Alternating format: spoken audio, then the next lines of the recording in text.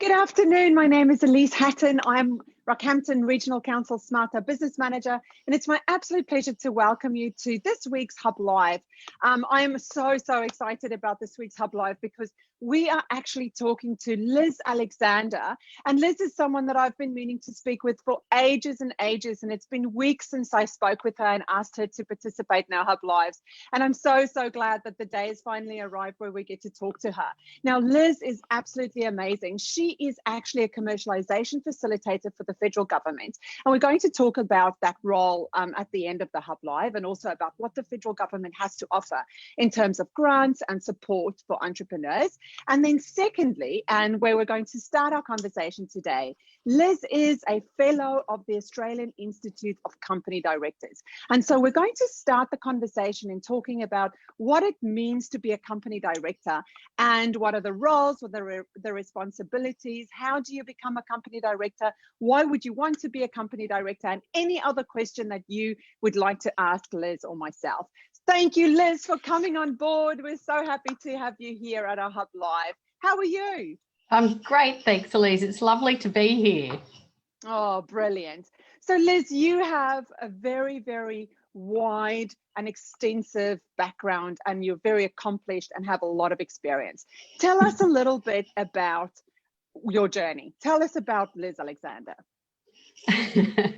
Well, I actually grew up on a grain farm down at Jimbo, and it was a wonderful upbringing, but quite traditional in that girls weren't necessarily encouraged to go farming. And so my career actually wandered around quite a bit. So originally I studied architecture. I completed a Bachelor of Arts instead and worked in art galleries. But I came back to agriculture, and because that was my first love, and ended up doing a master's in rural systems management, and came up to Emerald in central Queensland in 2001 with the cotton industry. So I suppose my entree into, as a kid or even as a young adult, I never had any aspirations to be a company director. In fact, I probably wouldn't have even known really what it was or how to be a company director. It was not on my radar at all.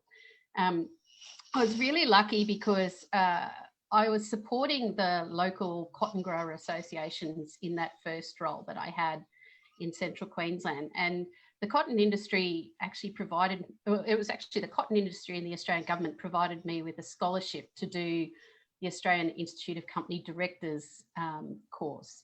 And it was one of two nationally for young people. And so I actually did, sorry. Yeah, that's classic, right? When your phone rings in the middle of the conversation. No problem at all. You're not the first person that's happened to. I'm an Android user, and I've been recently provided with an Apple phone, so I'm still grappling with it. Yeah, welcome to the dark side, depending on who you talk to.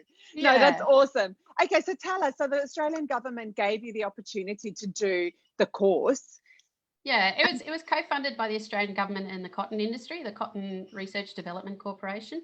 And that course was really amazing. So I was doing, the people I was doing it with were all very senior company directors. We had a guy who was a director of a French nuclear weapon company. Wow. Chair of AWB back then, the CEO of Sunny Queen Eggs. It was a really amazing group of people. And I learned an enormous amount through that course. When I came back, I really put it to use just supporting those groups, because those skills are relevant, whether it's for sporting groups or grower associations or other community groups. As I went along, I had some senior management roles, executive officer roles, that type of thing before I had my kids. And I was actually asked to put my hand up for the Cotton Australia board. So it wasn't something that I'd considered. I was actually asked whether I would consider doing it because they thought I would be useful, helpful. And yeah, I was really fortunate to be, I was actually the first non-grower, because I was a consultant, to be nominated in a grower director role to Cotton Australia. So yeah, it was I was very, very honoured, and really it's sort of all gone from there. So That's incredible. That's amazing. What an interesting background, from art, from on land to art, to then again back to ag and the cotton industry and company director. So tell us broadly, what does it mean to be a company director? What is that role? yeah, so it's I think people don't always have a clear understanding of what a company director does, and to my mind, first of all, it's a role of service. You know, as a company director, you don't boss anyone around. You know, you're among a group of equals. The chair is the first among equals, but you know, as a group, you're there to look after the interests of your shareholders or members who actually own the company per se, and you deliver your duties on behalf of those members or shareholders. So, you know, first up, I think it's a role of service. And there are some core things, of course, that, you know, you need to do. If anyone's really interested in looking at some further resources here, I would really recommend them looking at the resources on the Australian Institute of Company Director webpage, because you can pretty well find an explanation for anything there. Do you want to share? Do you want to share that? Do you want to share your screen and show us a little bit about what that looks like? I haven't got it up actually, but I could if you'd like me to. While you bring that up, I'll just say hello to the people joining us today. Hello, Debbie. Thank you so much for joining us. I know that there are a few others. Please say hello so that we can see who you are. I'm just going to have a quick look on Facebook. If I think I have my comments turned off, which is I can't see who is watching. But if you could say hello in the comments, we would love to welcome you personally. If you have any comments or questions for Liz, please feel free to, or for myself, please feel free to put them in the comments and we'll be sure to answer them for you. Okay, Liz, can you share your screen? Are you ready? Sure. Okay, so you should be viewing the AICD website at the moment. You can see there that they have a range of courses which are under education. There's numerous resources. A lot of the work that they do is probably expensive for directors who are on not-for-profits. However, they do actually also offer quite a range of free online courses as well. So that's the website there.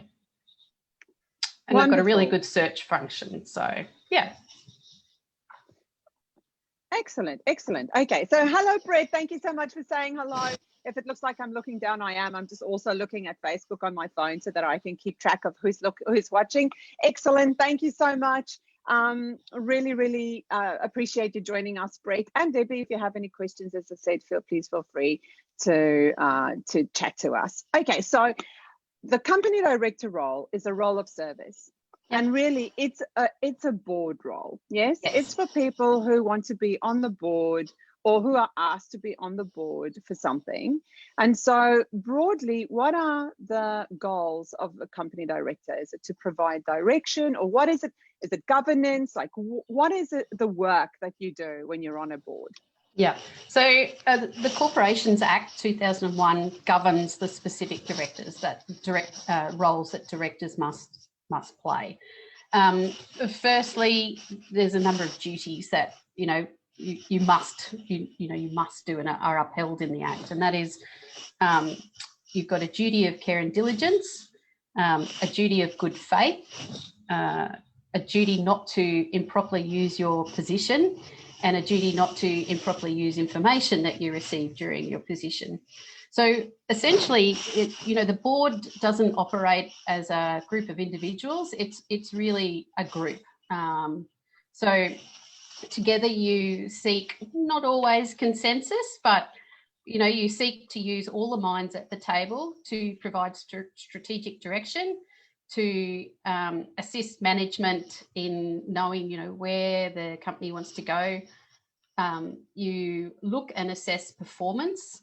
You definitely have a very strong compliance role. So, you really you really need to know the company inside out. And I suppose my goal has always been, when I'm on boards, that I actually try and know that company well enough that if it was my own finances, I could pick up something straight away that wasn't looking right. So that's sort of the sense that you get on how it works. But you're there to support the CEO and management. And, you know, it's about bringing all the minds to the table. So when you're with, and, you know, generally these days, nearly all boards are skill-based boards.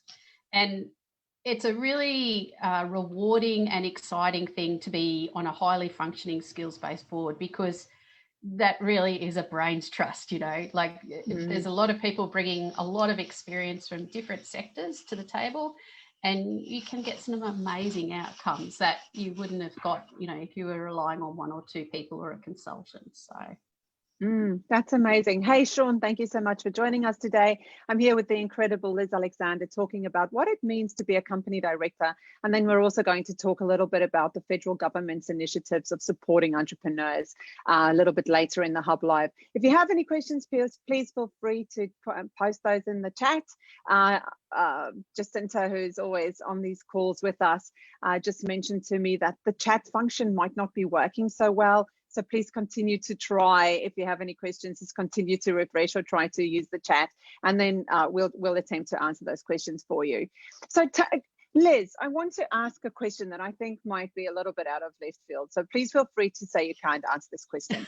But can you give us an example of a skills-based board that you've been on, and a bit of the conversation that happened around the table and what the result was of having those incredibly experienced and smart people together? Is there an example that you could share? While you do that, I'll say hello to Courtney. Hey, Court.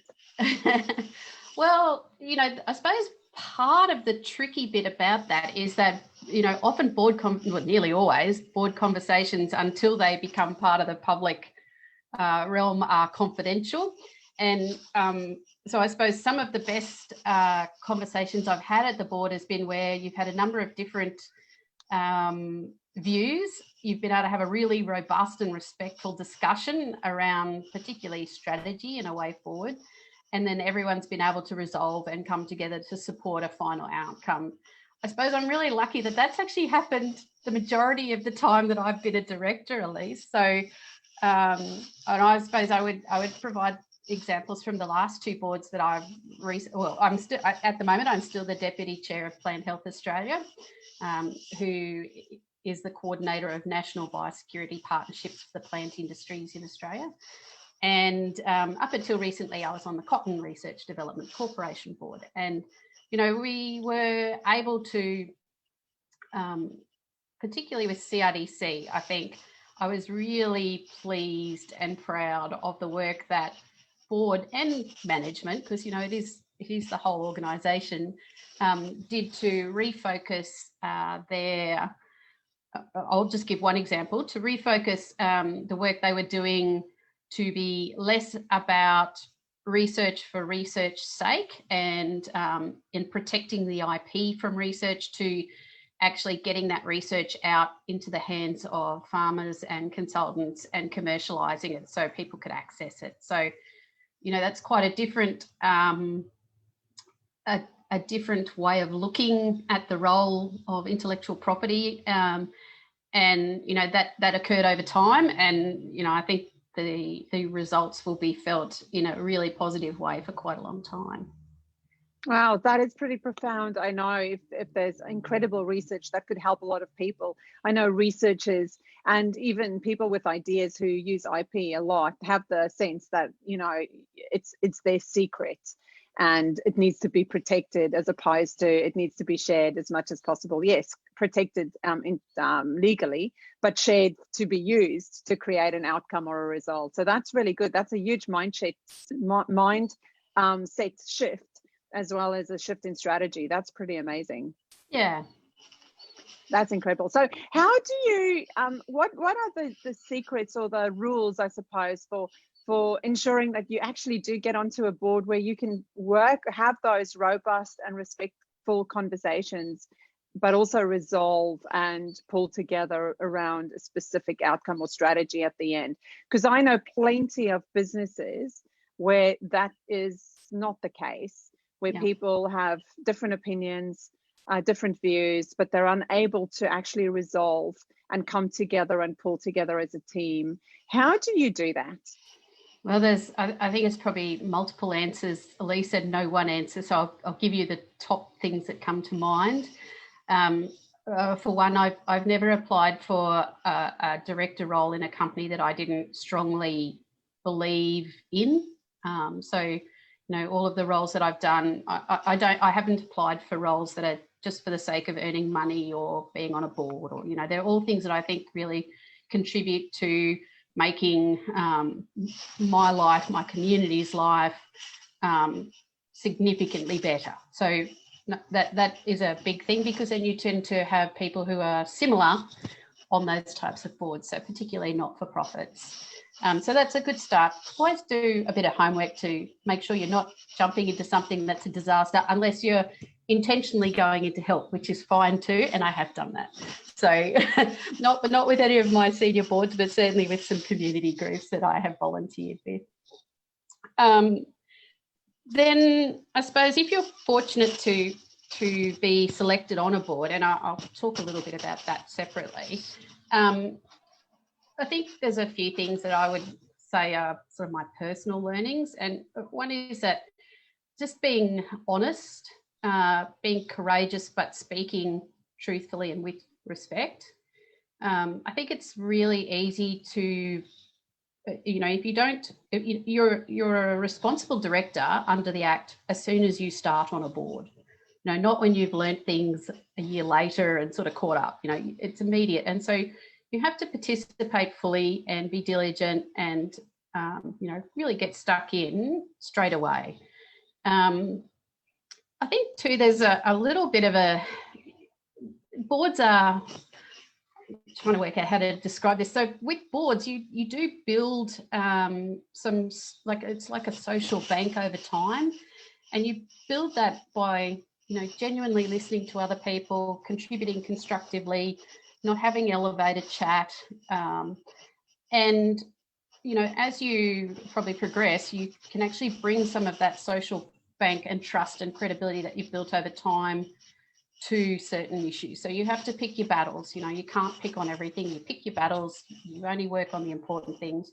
You make sure that you're not, if you're going against the tide completely 100% on a board, then probably you need to consider maybe resigning, because in the end, if you're the only one who feels strongly differently about something that's absolutely critical, not small things, but critical things, then maybe that's not the board for you. So, yeah, I suppose that would be I hope that's what I do. It's but yeah, just always being honest, not doing back chat. Politics and games is for the classroom and the sandpit, not for boards. So. Yeah. Well, I think given your history, I think you are doing that very, very, very well. So given all the boards you've been on, that's amazing. So tell me, how about, you mentioned before being selected onto a board. Tell me more about that.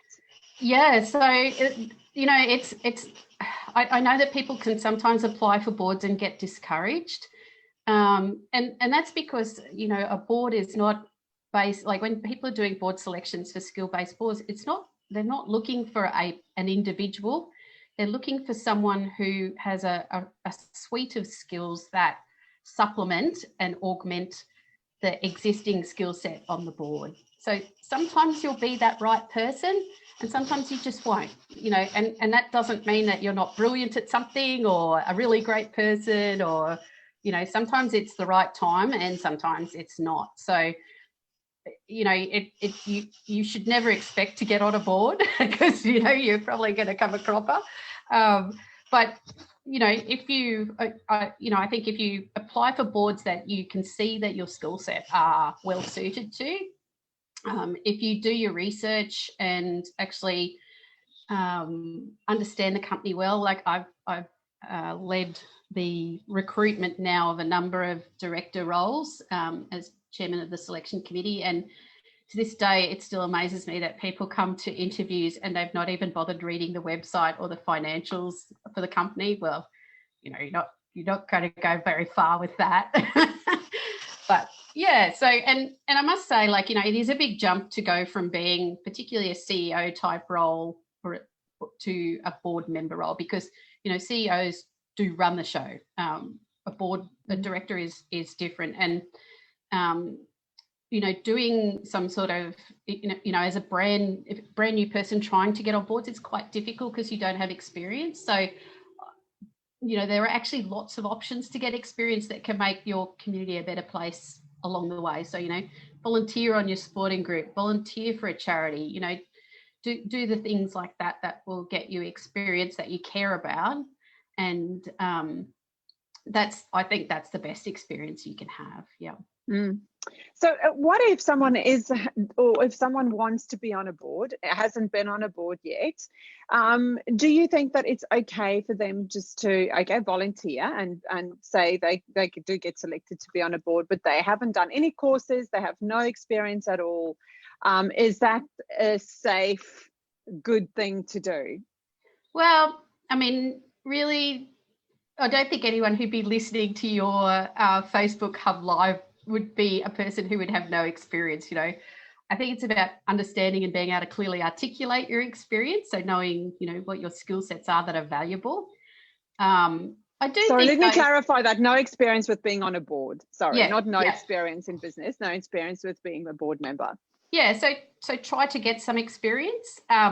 Also, I don't want to be plugging the AICD too much, but that is a good course. And if you're a graduate, that does show that you have made an effort and have had the discipline to actually undertake some training in the field of corporate governance. So that it doesn't mean that you're a good director, but it does mean that you have actually made the effort and achieved a particular level of training, and just start small. Don't apply for National Australia. You're not likely to get on that one. Yeah. So okay, it takes a little bit to get in, and then the more you do, the better your skills become, hopefully, and the more people know that you're around. Yeah. Love it. Okay, excellent. So before we move on to your role as commercialization facilitator, is there anything else that you'd like to share around being a company director or being on a board, just kind of finally? Yeah, I suppose I just, because I'm sure some of the people who might be online at the moment may be directors already. And I think at this time, we've got a couple of opportunities.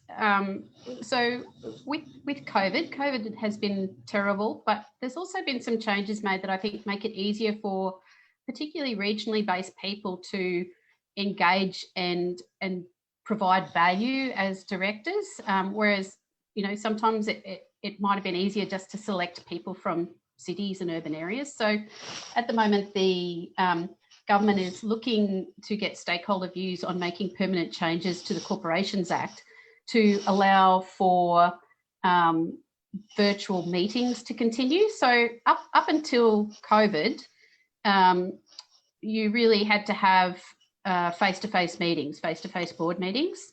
That was relaxed, and now there's no reason why people in the regions can't contribute really well and provide value on board. So I suppose that's one. And the other thing is too that I'm when I first started being a director, I was a little bit different because many directors were quite older than me. I've been a director for nearly 12 years now, so I was quite young when I started, not now, but I was then. And I think having people who are working and have skin in the game also bring a valuable insight, not just people who have finished their full-time career. So, that's really worthwhile. And just show courage. I think it's when you make a decision that you're accountable, and it requires leadership and courage. And I would just encourage everyone to make decisions, show courage, and deliver leadership in that way. I love it. So when you say the word courage, what does that mean to you? I think this is such a relevant topic. What does that mean when you say be courageous? What do you mean? Well, if you think something's right, or alternatively, if you think it's wrong and you think it needs to change, have the courage to actually be seen to make an opinion or a decision. Because if no one does it, then nothing will ever happen.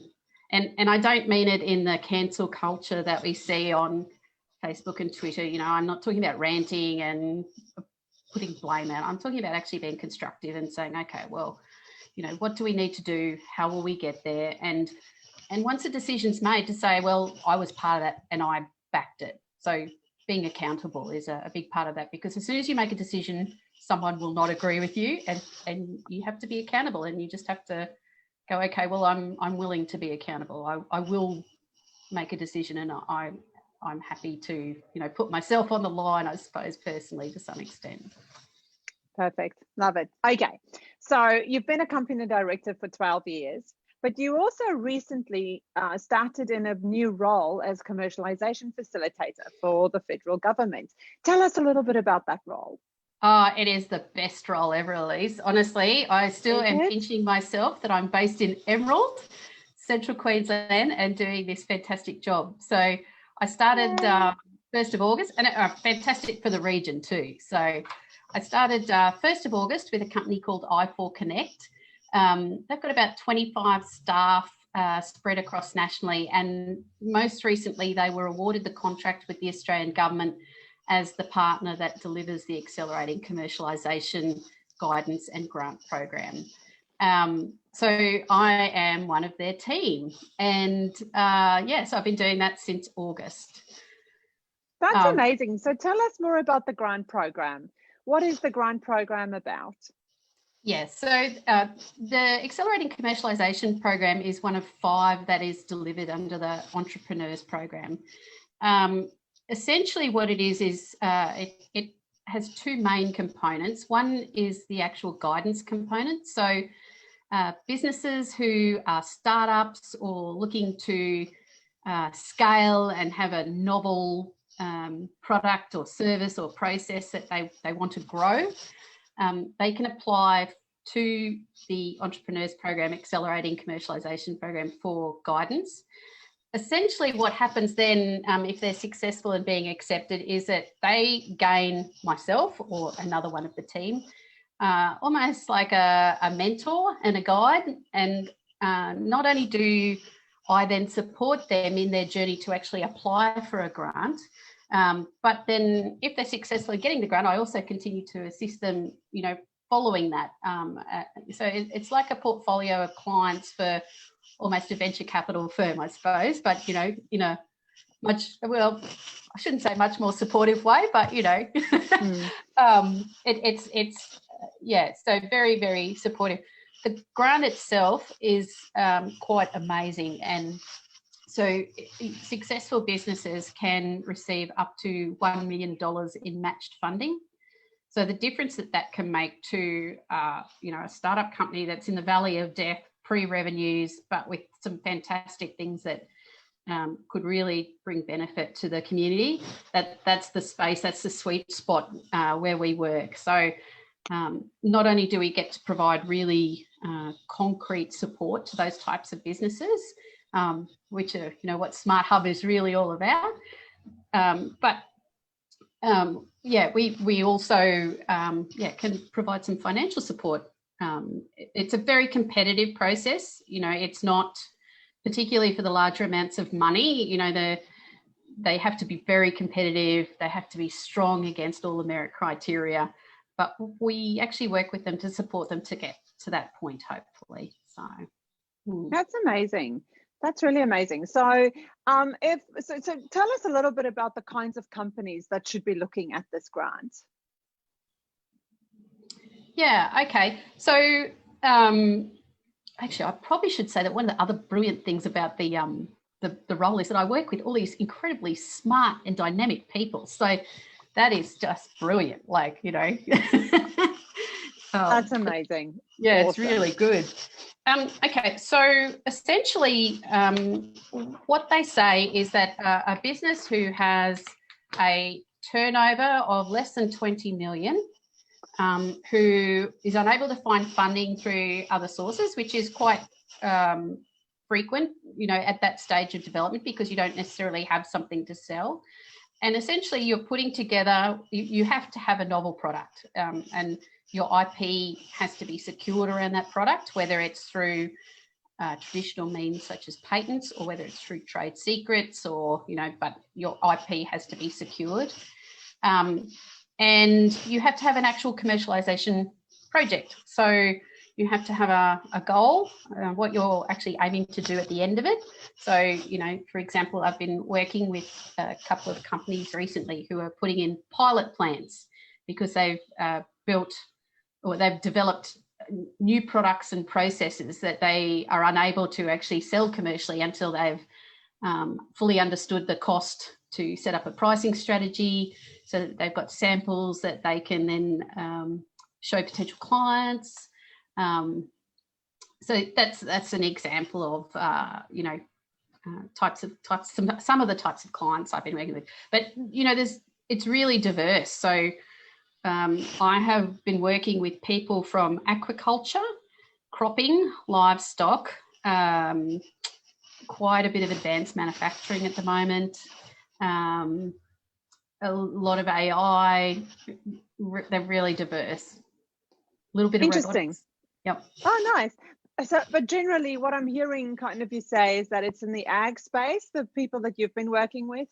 Would you say but not necessarily? You don't have to be an ag company? Not necessarily. So I suppose because I'm based in central Queensland, we do have a really strong focus naturally in central Queensland with agriculture and advanced manufacturing. So, I do see a lot of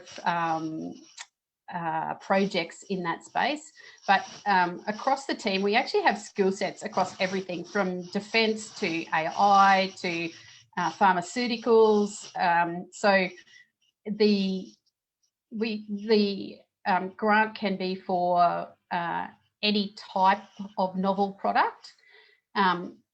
There is additional weighting given to new products and services that fall into advanced manufacturing, food and agribusiness, medical technologies and pharmaceuticals, mining equipment technology, and oil, gas and energy resources. So, they are slightly weighted, but honestly, we get applications for everything under the sun if it's innovative and novel and not yet seen globally. Okay, so you said revenue less than 20 million. What about if a company is pre-revenue, so they have no traction at all? No, they can still apply for guidance and come through the program, because potentially they may establish the company as they go through. So yeah. Okay, so this is really for someone who either has an idea that is novel.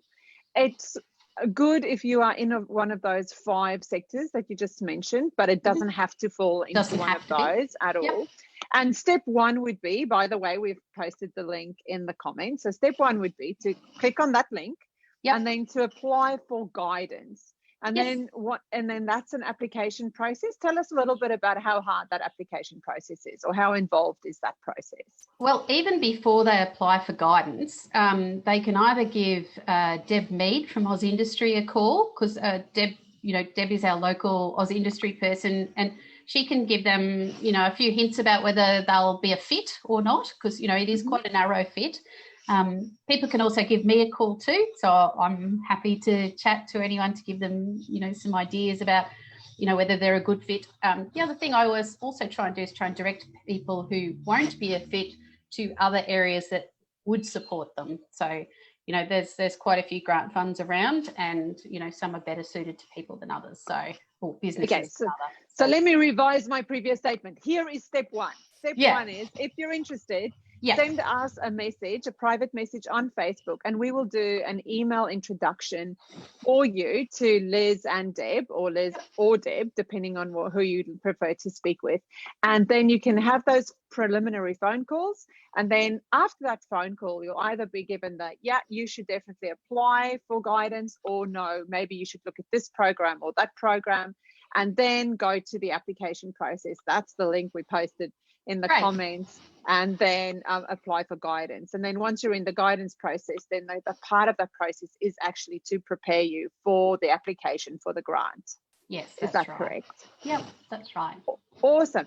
I am just blown away by the support that the Australian government's giving entrepreneurs at this time. Honestly, if you're the kind of person who has an idea, or who've been working on an idea, just send us a private message. You have nothing to lose. You have everything to gain. And I know that the quality of people that you're receiving guidance from, people like Liz, is absolutely amazing. And so it's well worth your while to make one phone call. Absolutely. And it's fantastic too, Elise, because really, you know, what roles like mine are building on now is all the work that's been done in Central Queensland with groups like Smart Hub to build up capability and identify people and support them already. So, you know, we're sort of hitting the ground running. It's awesome. Yeah, it's a really good time. I think we've really been working together. And when I say working together, I mean our region and also Queensland and all across Australia. We've been working on building innovation and the capability and capacity of our people and the entrepreneurs around innovation for about 4 years is what we've been doing. And it's really amazing to start to see incredibly talented, smart, dynamic people pick up ideas and run with them and create success, which is wonderful. And it's nice to see that momentum build, and it's wonderful to see the Australian government support that momentum even further. It's good. It is good. Okay, so what else should people be considering if they want to apply for this grant, or for the support that you mentioned before? I suppose the other thing too that I should mention is that research entities, so that's whether it's universities or, you know, a commercialisation spin-off of a university, they're also eligible to apply. They can't apply up to the full 1 million. They can apply to a maximum of $500,000. It's still not bad money. So, you know, they are able to be eligible as well. I thought I probably should mention that. So. That's amazing. How much money is available, and is it by a region, or is there one pot of money that anyone anywhere in Australia can apply for? How does that work? Yeah, so as I said, it is competitive, and when I say competitive, you're competing nationally. So there is an independent panel of experts with some really heavy-hitting skills in venture capital and domain expertise. They assess the applications that go through to grant and are considered eligible as a grant application. And, you know, it's, I don't know what I say, it's competitive, you know, all of the states are presented on the same day. It's a national program. So, yeah. Okay. So you absolutely have to work with someone like Liz to be able to prepare your application to ensure that you have a fighting chance. Yeah, and the other thing is too that you're actually not eligible to apply for a grant unless you've been through guidance. Yeah. So it's guidance is step one. We don't want people to be, you know, putting a lot of work in and then failing. So, you know, that support is an essential part of the process. Okay, so just to recap the process, step one is send us a private message and we'll give you Liz's number or Deb's number. So step two would be to have a conversation with Liz or Deb around your idea and what you're looking to achieve. Step three is to go through the guidance application process, hopefully be accepted and then receive that guidance. And then after that, you'll become ready and eligible to apply for the grant. And then, as Liz just mentioned, that grant is extremely competitive. So that application needs all the work that it needs and the guidance that will help you be ready. And then that'll go to a panel, and that panel is of experts, domain experts. And then after that, if you are good enough, let's just call it that, if you're good enough, then you receive the grant. Yeah, that's right. And after you receive that grant, is there some more Well, guidance? actually, I'd even qualify that. Even if you might be really good, I mean, you might have something that's going to be, have significant market success, but if there are others on the day that are better, it's the luck of the draw. So can people reapply? Yes, they can. But generally, so you do receive some feedback after you've been through the process. And generally, if you're applying for the same thing, it would be unlikely that you would be successful unless there's something major that you've admitted, and really that should not happen with the assistance that you're given. So, yeah. Okay, understood. But Excellent. you can apply in stages. So you might be successful in getting a smaller amount of money and then reapply to maybe get your MVP to a next stage, that is certainly possible.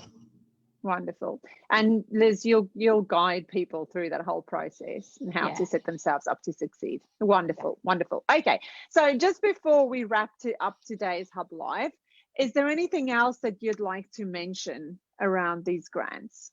Probably not around the grants, but I will just put a bit of a shout out because, I do love my ag.